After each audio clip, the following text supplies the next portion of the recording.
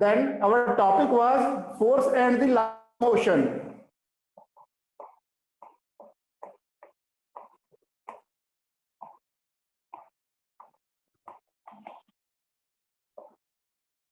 ये स्टूडेंट्स हमारा लेसन चल रहा था force and the laws of motion. इस लेसन में हमने कल जो किया था न्यूटन का सेकंड लॉ ऑफ मोशन हमने किया था, न्यूटन का सेकंड लॉ ऑफ मोशन, और उसका हमने मैथमेटिकली डेरिवेशन भी किया था। कल हमने मैथमेटिकली डेरिवेशन भी किया था। उसमें जो इक्वेशन हमने ड्राइव की थी that was F is equal to m into a, means force is equal to mass into acceleration. This was the equation derived by the Newton's second law of motion. Newton का second law of motion की statement क्या थी? Rate of change of momentum.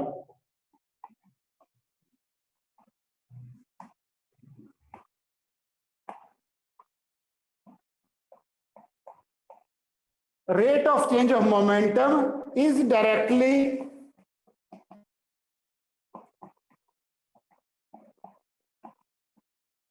proportional to applied force. This was the statement of Newton's second law of motion. Newton second law की statement क्या थी? Rate of change of momentum, rate of change of momentum is directly proportional to applied force. This was the statement. By using this statement, students, हमने किया था, ये formula हमने drive किया था। अगेन जस्ट मैं फार्मूला आपको दोबारा से बता रहा हूं कि फार्मूले का हमने कैसे ड्राइव किया था मैथमेटिकली। इस स्टेटमेंट के हिसाब से हमारा क्या था? F directly proportional to mv minus mu divided by t। mv क्या है? हमारा final momentum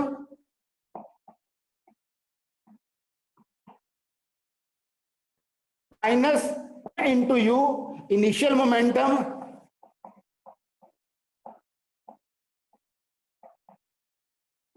divided by time, divided by time. Final momentum minus initial momentum, final momentum minus initial momentum divided by time. अभी यहां पे हमने इसमें क्या किया? m को कॉमन ले लिया था, v minus u by t. According to Newton first, that is जो मोशन का लेसन था उसमें हमारी फर्स्ट इक्वेशन ऑफ मोशन क्या थी? v is equal to u plus a t. v minus u is equal to a t और v minus u divided by t is equal to a. यहां से हमने Newton के जो अपनी motion में के लेसन में से जो फर्स्ट इक्वेशन थी, जो फर्स्ट इक्वेशन ऑफ मोशन है, उसमें से हमने एक ही वैल्यू निकाली थी, v minus u final velocity minus initial velocity divided by time is equal to acceleration. अब हमारी नेक्स्ट स्टेप हमने क्या किया था? जो v minus u by T है, जो v minus u by T है, जो v minus u by T है, इसकी वैल्यू हमने यहाँ पे a है वो हमने यहाँ पे रख दी थी। तो हमारे पास क्या बन गया था? F proportional to m into a। Now next step हमारा क्या था कि जो हमारा प्रोपोर्शनैलिटी का साइन है, this proportion the sign of the proportionality, इस साइन के जो प्रोपोर्शनैलिटी का साइन है, इसको हम तो इसकी जगह हमने क्या रखा था? एक कांस्टेंट लिखा था, that was a k is a constant. Student अभी तक हमने क्या किया? F is equal to k to m into a। अगर फोर्स हमारी 1 न्यूटन है, अगर फोर्स क्या है? 1 न्यूटन, और मास क्या है? 1 kg है, और एक्सेलरेशन कितना है? 1 मीटर पर सेकंड स्क्वायर, 1 मीटर पर सेकंड स्क्वायर। तो अगर मैं इन सब की वैल्यू यहाँ पे रखता हूं, इस इक्वेशन में रखता हूं, तो मेरे पास क्या आएगा? 1 is equal to k into 1 into 1, यानी कि k आ जाएगा k is equal to 1। Now put the value of k, k की वैल्यू अभी मेरे को किस में रखनी है? In this equation. Now I will put the value of k in this equation। F is equal to k into m into a। इसमें मैं जैसे के की वैल्यू रखूंगा तो मेरे पास इक्वेशन क्या आ जाएगी, is equal to m into a. यही हमारी डिजायर्ड जो थी इक्वेशन थी, this is our desired equation, that is a Newton second law of motion के हिसाब से F is equal to m a. इसके बाद स्टूडेंट हमने जो Newton second law of motion है उसकी हमने कुछ एप्लीकेशंस भी की थी, कुछ एप्लीकेशंस जो हमने की थी, पहली एप्लीकेशंस हमने की थी, एप्लीकेशन को मैंने कल आपको बताया था कि अगर जब भी हम बोलते हैं कि चाहे वो न्यूटन का फर्स्ट लॉ हो, चाहे वो न्यूटन का भी हमने सेकंड लॉ स्टडी किया है और आगे हम न्यूटन का थर्ड लॉ भी हम स्टडी करेंगे, जब भी एप्लीकेशंस की बात आती है, जैसे ही एप्लीकेशंस की बात आती है, एप्लीकेशंस का मतलब क्या है, एप्लीकेशंस का मीनिंग ये रहता है कि वो जो लॉ है उस लॉ का हमारी डे टू डे लाइफ में कैसे यूज हो रहा है, this that is the meaning of the application. मैंने आपको ये भी बताया था कि जो न्यूटन का सेकंड लॉ है उसकी 3 एप्लीकेशंस हैं। पहली एप्लीकेशंस क्या थी, number 1, the when a player catches the ball, जब भी एक प्लेयर है जब बॉल को कैच करता है, he is pulling his hand in the backward direction, जैसे कैच आएगा अपने हैंड्स को क्या करता है, वो अपने हैंड्स को पीछे की तरफ पुल करता है, he is pulling his hand in the backward direction. और ऐसे पीछे की तरफ अपने हैंड को पुल करके क्या करता है प्लेयर, वो टाइम को इंक्रीज कर देता है। जो ये इक्वेशन है यहां से आप देखिएगा, F इज इक्वल टू, मैं यहां पे लिख रहा हूं, F proportional to mv minus mu divided by t। इसी इक्वेशन के बेस पे हम तीनों एप्लीकेशंस को मैं आपको बताऊंगा कि कैसे वो एप्लीकेशंस का यूज है हमारे डे टू डे लाइफ में। तो पहली बात में मैंने आपको कहा है कि जैसे प्लेयर कैच करता है बॉल को कैच करते समय वो अपने हैंड्स को पीछे की तरफ लेकर आता है, he is increasing the time, time को बढ़ा देता है। टाइम को बढ़ाएगा तो फोर्स है वो कम हो जाएगी, फोर्स की वैल्यू कम हो जाएगी, क्योंकि फोर्स और टाइम जो है दोनों, force and time are reciprocal to each other. ये चीज अगर बढ़ रही है तो ये कम हो जाएगी और हमारे जो है जो प्लेयर्स है उसके हैंड्स के ऊपर इंपैक्ट कम आएगा, means it will give the less affect on the hands of player, उसको कम चोट लगेगी। जैसे कैच करेगा अगर हाथ पीछे की तरफ खींचता है तो फोर्स कम हो जाएगी और उसके हैंड्स को हर्ट कम होगा। और अगर वो हाथ ऐसे ही रखता है, सिंपली बॉल अगर आती है और बॉल को कैच करता है, तो ये टाइम तो फैक्टर को चेंज नहीं किया, बट मोमेंटम में मोमेंटम है, mass into velocity, momentum is there, but directly क्या होगा कि वो फोर्स इंपैक्ट करेगी, फोर्स की वैल्यू ज्यादा है और उसके हार्ट के ऊपर इफेक्ट ज्यादा होगा। इसलिए क्या करता है प्लेयर, क्या करता है, while catching the ball he is pulling his hands in the backward direction. This was the first application जो हमने स्टडी किया था। सेकंड हमने एप्लीकेशन स्टडी किया था कि जब एक कोई वो क्या करता है, हाई जंप जब लेता है तो उस समय जो परली एंड पे जंप करके जाता है, या तो सॉफ्ट मटेरियल रखता है या फिर सैंड रख देते हैं, रेत रख देते हैं, तो उस केस में भी ये टाइम को बढ़ा देते हैं, फोर्स कम हो जाएगी, टाइम बढ़ जाएगा, फोर्स कम हो जाएगी, अल्टीमेटली क्या हो जाएगा, उसको जो चोट नहीं लगेगी, प्लेयर को चोट नहीं लगेगी। ड्यूरिंग द सॉफ्ट मटेरियल और the sand is kept at the other and. This is the second application of the Newton second law of motion. Newton का जो सेकंड लॉ ऑफ मोशन है, ठीक है, that is the second law of motion, Newton के second law of motion के, this is the second application. Now third applications, मैंने आपको बताया था स्टूडेंट, जैसे कार को ड्राइव करते हैं, why we are using the seat belt, हम सीट बेल्ट को यूज करते हैं क्योंकि उसमें भी क्या होता है, गाड़ी में मोमेंटम रहता है। सडनली क्या करते हैं, अगर ब्रेक अप्लाई करेंगे, अगर मान लो हमने बेल्ट नहीं लगाया हुआ तो एकदम क्या रहेगा, हमारा जो सिर है वो आगे जाके कार के जो डैशबोर्ड है उसमें स्ट्राइक करेगा and we will get some of the injuries. उसको अवॉइड करने के लिए and we are using the seat belt, we are using the seat belt. तो 3 मैंने एप्लीकेशन बताया। First, that is the catching the ball, catching the ball when that is the player is catching the ball, he is lowering his head in the backward direction. Second मैंने आपको बताया during the high jump, मैंने बताया कि during the high jump that क्या होता है कि in the other side soft material or the sand that is the cap, third मैंने बताया we are using the seat belt. Student मैंने यहां तक आपको कराया था, today we will further continue. आज हम बात करेंगे कि न्यूटन का जो फर्स्ट लॉ है, न्यूटन का फर्स्ट लॉ है mathematically using the Newton second law how we can drive it mathematically.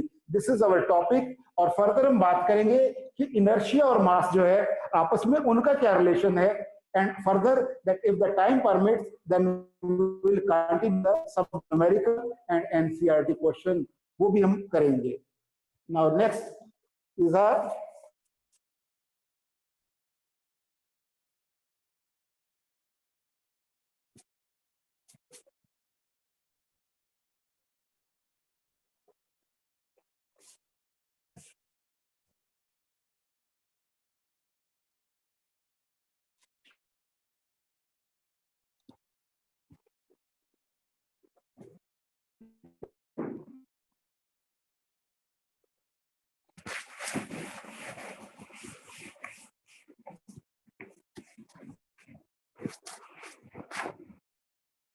now students drive or prove the Newton first law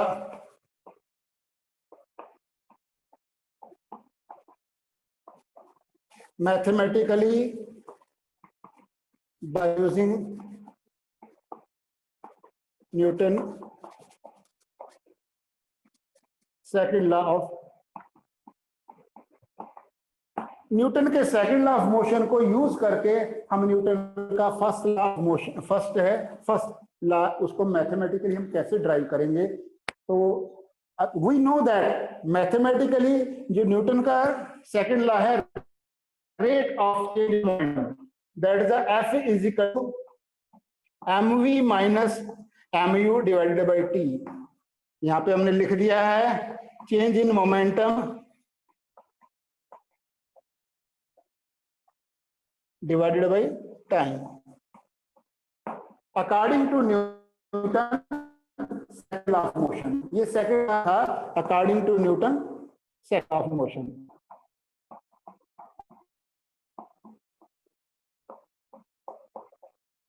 second law of motion के हिसाब से F is direct, F is equal to mv minus mu divided by t. Now F is equal to mv minus mu divided by t by cross multiplying. Cross multiply करेंगे तो क्या आ जाएगा, F into t is equal to mv minus mu। F into t is equal to mv minus mu। If force is zero, अगर F की value zero है, ये F की वैल्यू जीरो है, then zero into t is equal to mv minus mu। देख सकते हैं zero is equal to mv minus mu, और mv माइनस mv को इधर ही रहने देते, mu को इधर हम ले आएंगे, mv is equal to mu, m से m कैंसिल है, v is equal to u। What it indicates, अगर कोई ऑब्जेक्ट की इनिशियल वेलोसिटी u है तो then this object will keep on moving, continuously keep on moving with the same velocity until unless कोई उसके ऊपर force नहीं लगाई जाए। तो हमने फोर्स नहीं लगाई जाए तभी हमने F की वैल्यू क्या ली है यहाँ पे, जीरो। और स्टूडेंट अगर ये इनिशियल वेलोसिटी u जीरो हो जाती है, if u is equal to zero then v will also be zero. Means object किस में आ गया, रेस्ट में। ऑब्जेक्ट किस में आ जाएगा, रेस्ट में। इसका मतलब क्या है कि न्यूटन का फर्स्ट लॉ ऑफ मोशन भी यही बोलता है कि if object is in the motion, if object is in the motion it will remain in the motion, if object is in the rest it will remain in the rest. This is the proof of the, by this, by using second law of motion हमने क्या किया, Newton के first law को भी हमने prove कर दिया कि कोई ऑब्जेक्ट रेस्ट में है तो रेस्ट में रहेगा, अगर वो मोशन में है तो मोशन में रहेगा।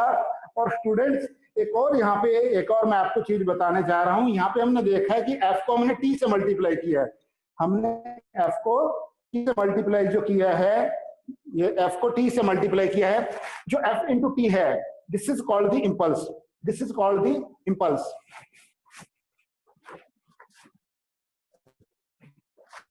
एक वर्ड आएगा इसमें, दैट इज द इम्पल्स।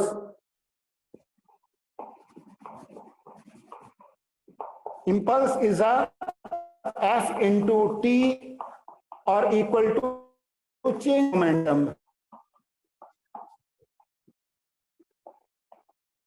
किसी ऑब्जेक्ट में जो सडन जो है, किसी ऑब्जेक्ट में जो सडन चेंज इन मोमेंटम होता है, किसी ऑब्जेक्ट में जो सडन चेंज इन मोमेंटम होता है, that may be that moment, that change may be the for the fraction of second. वो जो चेंज है वो उस ऑब्जेक्ट में फ्रैक्शन ऑफ सेकंड के लिए भी चेंज हो सकता है। बिल्कुल थोड़े टाइम के लिए जो चेंजेस होता है, that is called the impulse. उसको हमने क्या बोल दिया, that is called the impulse. Impulse हमारी क्या होगी, that is a short duration that which determines the change in the momentum.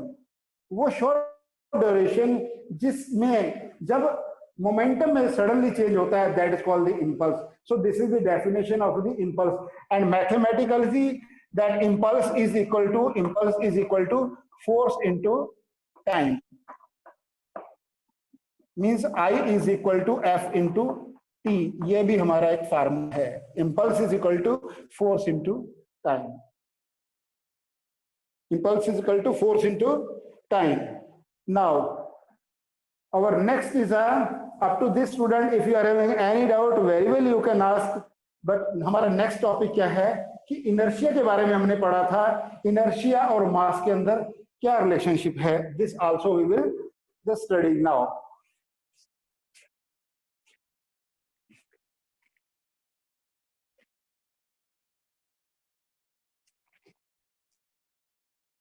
Inertia और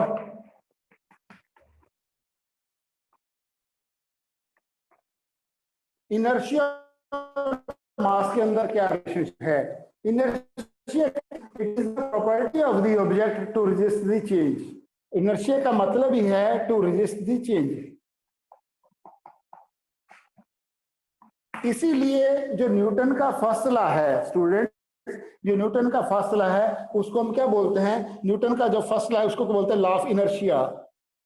Newton first law is also known as law of Newton का जो फर्स्ट लॉ है उसको हम क्या बोलते हैं, लॉ ऑफ इनर्शिया। अभी हम देखेंगे कि जो इनर्शिया और मास है, ऑब्जेक्ट का मास है, दोनों में क्या रिलेशनशिप है। जो मास है, what is the relationship between the both, कि जो ऑब्जेक्ट जो है जितना ज्यादा उसका मास रहेगा, मींस एक ऑब्जेक्ट है, फॉर एग्जांपल एक अगर हम बात करते हैं ट्रेन की बात करते हैं और एक कार की बात करते हैं, मैं एग्जांपल से क्लियर करूंगा। ट्रेन की बात करते हैं और एक कार की बात करते हैं, ट्रेन का मास ज्यादा है और कार का मास लेस है कंपैरिजन टू ट्रेन। अगर मैं कार के मास को कंपेयर करूं ट्रेन से तो कार का मास कम है, ट्रेन का मास ज्यादा है। अब क्या है कि इसका मतलब क्या है कि जो ट्रेन का मास ज्यादा होने की वजह से इसका इनर्शिया भी क्या है, ये इनर्शिया क्या रहेगा, मोर, और इसका इनर्शिया क्या रहेगा, लेस। इट मींस इससे क्या जो है हम रिजल्ट क्या निकलता है इससे कि जो इनर्शिया और मास है, inertia is directly proportional to mass. Mass ज्यादा रहेगा, इनर्शिया ज्यादा रहेगा, अगर मास कम रहेगा इनर्शिया भी हमारा कम रहेगा। इसीलिए स्टूडेंट जो भी हैवी ऑब्जेक्ट्स हैं they are having the more inertia, जैसे मान लो एक हैवी बॉक्स है, अगर मेरे पास एक हैवी बॉक्स है और एक लाइट बॉक्स है, एक हैवी बॉक्स है और एक लाइट बॉक्स है, जो हैवी बॉक्स है उसका इनर्शिया ज्यादा है, क्योंकि उसको मूव करने के लिए मेरे को बहुत सारी फोर्स अप्लाई करनी पड़ेगी, अदरवाइज वो क्या रहे, वो बॉक्स क्या है, it will remain on the rest. अगर मैं बॉक्स की बात करता हूं, इसका मास ज्यादा है, बहुत ज्यादा है, बट अल्टीमेटली इसके ऊपर बहुत सारी force, it will remain in the rest. ये क्या रहेगा, रेस्ट पे रहेगा। कब तक रेस्ट पे रहेगा, जब तक इस पे जो फोर्स है वो ज्यादा, इसके जो है नीचे जो वेट इसका डाउनवर्ड की तरफ है उससे ज्यादा अगर जो फोर्स है वो अप्लाई नहीं करते, तब तक ये जो बॉक्स है वो रेस्ट में रहेगा। मैंने एग्जांपल दिया था स्टूडेंट, जब न्यूटन का फर्स्ट लॉ कर रहे थे, कि मैंने बोला था आपको एक गिलास ले लीजिएगा, मैंने ऐसे कहा था कि आप गिलास लीजिएगा और उसके बाद आपने उसके ऊपर एक कपबोर्ड, एक आपने उसके कार्डबोर्ड भी रखा था और एक 5 रुपीज का कॉइन आपने रखा था। जैसे ही आपने इसको कार्डबोर्ड को फोर्स लगाया था, कॉइन है वो गिलास के अंदर चला जाता है। अगर मैं 5 रुपीज कॉइन की जगह अगर मैं बिल्कुल हल्का सा कोई भी, अगर मान लो लकड़ी का, अगर मान लो उतना ही मैं सर्कल बनाकर उतना पीस लकड़ी का रख दूंगा, which is very very light, lighter than this 5 rupees coin, तो क्या होगा, उसका मास कम है, उसका मास कम है। तो वो क्या करते हैं कि वो तो रेस्ट पे नहीं रहेगा, जैसे आप इसको फोर्स लगाएंगे वो भी कार्डबोर्ड के साथ उड़कर चला जाएगा। बट इसका मास 5 रुपीज कॉइन है, ये हमारे पास क्या है 5 रुपीज कॉइन, इसका मास ज्यादा होने की वजह से ये क्या करते हैं कि इसके अंदर इसके आ गया, बिकॉज 5 रुपीज का कॉइन क्या है, it want to remain at rest. यहाँ तक स्टूडेंट्स हमने किया था। फर्दर आगे और हम कंटिन्यू करेंगे। तो उससे पहले मैं इनर्शिया की आपको ऑलरेडी डेफिनेशन भी बताया था। Inertia is the natural tendency, मैं इसकी डेफिनेशन लिख रहा हूँ स्टूडेंट्स आपको, you please you can note down.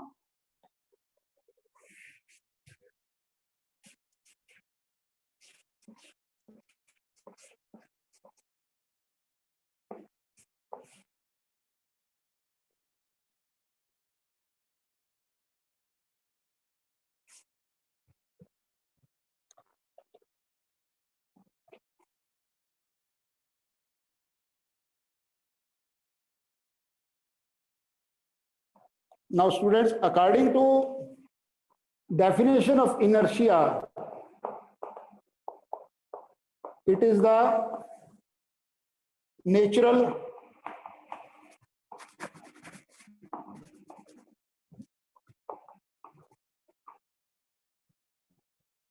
tendency of object. It is the natural tendency of an object to resist a change,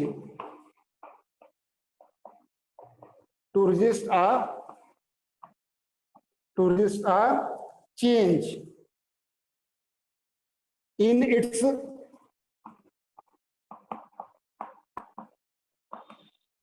state of motion,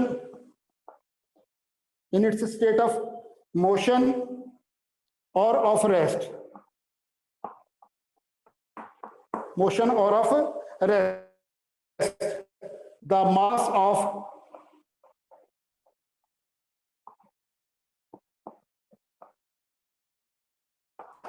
of object is measured of its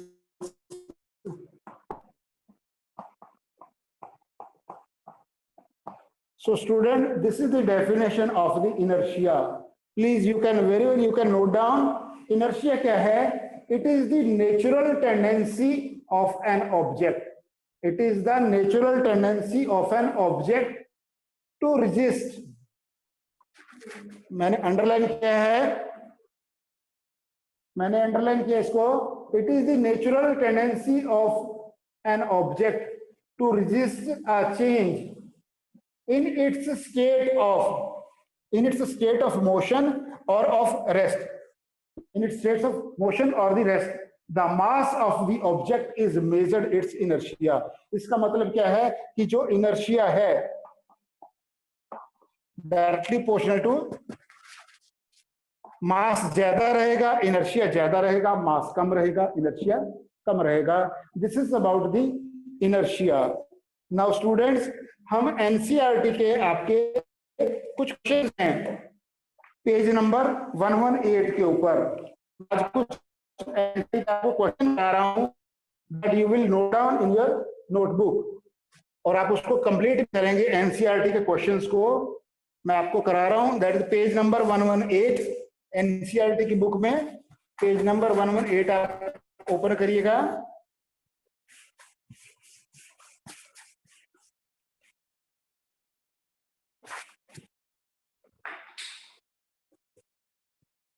That's the page number 118.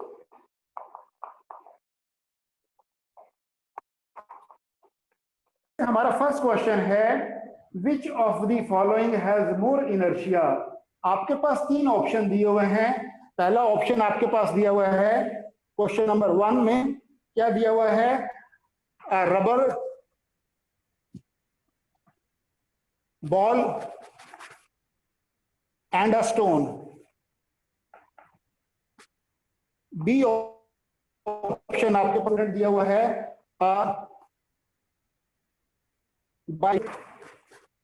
Bicycle and a train. तीसरा option आपके पास दिया हुआ है ₹5 coin and ₹1 coin and ₹1 कॉइन। Student, अगर पहले case में हम देखते हैं रबर बॉल है और मेरे पास स्टोन है, it is very very clear कि जो स्टोन होगा, स्टोन का मास ज्यादा है। तो उसमें क्या है, मेरे को बताना क्या है, which of the following has more inertia. तो फर्स्ट केस में क्या है, स्टोन हैज, आंसर में क्या आ जाएगा, पहले में क्या आएगा, stone has more inertia. Stone का इनर्शिया ज्यादा रहेगा, उसका मास ज्यादा है। तो सेकंड केस में बाइसिकल एंड द ट्रेन, तो सेकंड में क्या आ जाएगा, ट्रेन का मास ज्यादा, तो ट्रेन का इनर्शिया भी ज्यादा रहेगा। और थर्ड में क्या है मेरे पास कि ₹5 का कॉइन है और ₹1 का कॉइन है। जो मेरे पास ₹5 का कॉइन है, तो इसमें क्या आएगा, ₹5 का जो कॉइन है उसका इनर्शिया ज्यादा रहेगा। स्टूडेंट, क्वेश्चन नंबर 2 है आपका, एनसीईआरटी का क्वेश्चन नंबर 2 है, in the following example try to identify the number of times that the velocity of the ball changes. A football player kicks a football to another player of the team who kicks the football toward the goal. The goalkeeper of the opposite team collects the ball and kicks toward the player of its own team. Then also identify the agent supplied by the force. उसके बाद भी क्या करते हैं कि वो ball का है, फुटबॉल प्लेयर मैच हो रहा है, उसमें बॉल को कितनी बार कलेक्ट किया गया या फोर्स अप्लाई गई, वो हमको टोटल कलेक्ट बताना है कितने टाइम्स। स्टूडेंट, केस में क्या करेंगे कि फर्स्ट टाइम जब बॉल को प्लेयर ने किक किया, पहले तो क्या करते हैं, बॉल को जब उसने किक किया तो उसने फोर्स अप्लाई किया, तो उसकी वेलोसिटी चेंज हो गई। सेकंड टाइम क्या किया, जैसे ही उसने क्या कर दिया कि बॉल को कलेक्ट किया, तो सेकंड प्लेयर ने भी क्या किया, सेकंड प्लेयर ने क्या किया, फिर उसने जब फोर्स लगाई तो तभी भी हमारी वेलोसिटी चेंज हो गई। और थर्ड टाइम में जैसे गोलकीपर ने उसको कलेक्ट किया, जैसे ही गोलकीपर ने कलेक्ट किया, उस समय भी चेंज इन वेलोसिटी हो गई। और चौथा क्या हुआ, जब गोलकीपर ने किक उस बॉल को दोबारा से किक किया, तभी भी वेलोसिटी चेंज हो गई। तो इस प्रकार से हमारा क्या होगा, the velocity of the football changes, velocity of changes 4 times. This is the answer of question number 2. Third question है, explain why the sum of the leaves may get detached from the tree if we vigorously shake the tree. Student, जो trees के leaves हैं, जो question number आपका 3 है, उसमें क्या था, फर्स्ट जो न्यूटन का फर्स्ट लॉ है, that is law of inertia, की जो लीव्स हैं वो तो रेस्ट पे रहना चाहते हैं, पर आपने जैसे ही फोर्स को अप्लाई करेंगे तो वो रेस्ट पे हैं। बट जैसे आप ट्री को शेक करेंगे तो जो ट्री है वो तो मोशन में आ जाएगा, उसकी ब्रांचेस मोशन में आ जाएंगी, बट लीव्स रेस्ट में रहना चाहते हैं, इसलिए क्या करते हैं, leaves will fall down, leaves will fall down. और क्वेश्चन नंबर आपका जो 4 है, 4 बोलता है, why do we fall that in the forward direction. जब हम जो है ब्रेक अप्लाई करते हैं, अगर बस जो ड्राइवर अगर सडनली अगर ब्रेक लगाता है तो हम आगे की तरफ गिरते हैं, और अगर गाड़ी एकदम स्टार्ट होता है तो हम पीछे की तरफ हम गिरते हैं। अब होता क्या है, अगर मान लो गाड़ी मूव कर रही है, सडनली जो ब्रेक लगाते हैं तो हमारा जो बॉडी का नीचे वाला पार्ट है वो भी मोशन में है, बट ऊपर वाला जो जो हमारी बॉडी का पार्ट है, हमारी टोटल जैसे क्या होगा, जैसे ब्रेक लगाएंगे तो ब्रेक लगाते ही हमारी बॉडी जो मोशन में है, बस भी मोशन में है, बट अल्टीमेटली जो नीचे वाला पोर्शन है हमारा वो रेस्ट में आ जाता है, बट ऊपर वाला पोर्शन मोशन में है। इसलिए हम क्या करते हैं, जैसे हम क्या करते हैं ब्रेक अप्लाई करेंगे तो एट दैट टाइम, जैसे हम क्या करेंगे, when the bus suddenly stops,